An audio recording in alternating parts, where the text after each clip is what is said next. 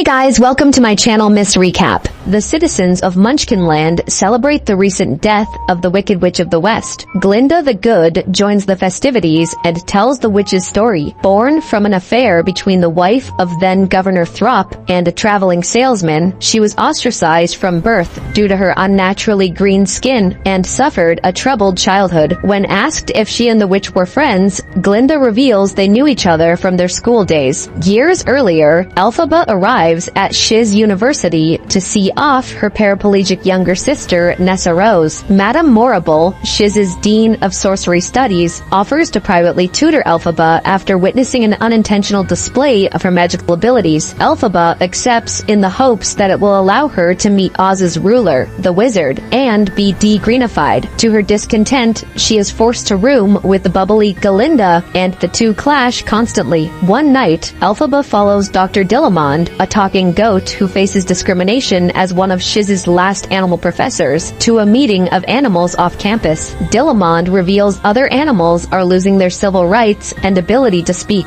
but Elphaba assures him the wizard will set things right. Rebellious transfer student Fiyero arranges to take a group of students to the Oz Dust Ballroom. Glinda convinces Buck, a happy-go-lucky munchkin with a crush on her, to invite Nessa Rose so she can accompany Fiyero. At the Oz Dust, Glinda learns from a begrudging Madame Morrible that she will be allowed to join the sorcery seminar at Elphaba's request. Elphaba arrives and is ridiculed for wearing a hat that Glinda gave her as a backhanded gift. A guilty Glinda dances with her and later gives her a makeover. Dr. Dillamond announces that animals are no longer allowed to teach at Shiz and is forcefully removed from his classroom. His replacement attempts live experimentation on a frightened lion cub, but Elphaba's magic spins poppy dust over the room, putting everyone except herself and Fiyero to sleep. They escape campus and release the cub into the forest. After sharing a moment, Elphaba laments that Fiyero prefers Glinda over her. Elphaba receives an invitation to meet the wizard, who has heard of her powers from Morrible. Glinda, now shortening her name to Glinda in honor of Dillamond's mispronunciation of it, accompanies her. They ride a train to Oz's capital, the Emerald City, where they affirm their friendship while sightseeing. After being introduced to the wizard, Elphaba says she wishes to help the animals instead of changing her skin color. Madame Morrible arrives to witness Elphaba and the wizard's first meeting, and the two encourage Elphaba to read from the sacred Grimoire spellbook. She casts a levitation spell that makes the wizard's monkey guards painfully sprout wings, allowing the delighted wizard and Morrible to use them as spies. Elphaba realizes that they are the ones orchestrating the persecution of the animals, and that the wizard is a fraud with no magical power. Horrified,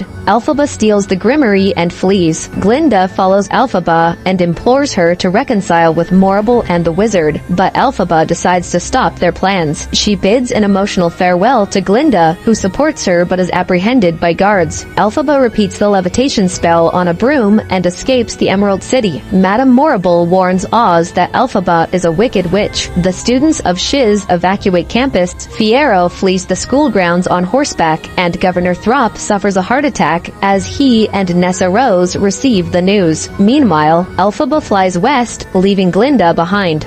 The movie ends here. Thanks for watching. Make sure you subscribe and turn on notification so you can watch more videos like this.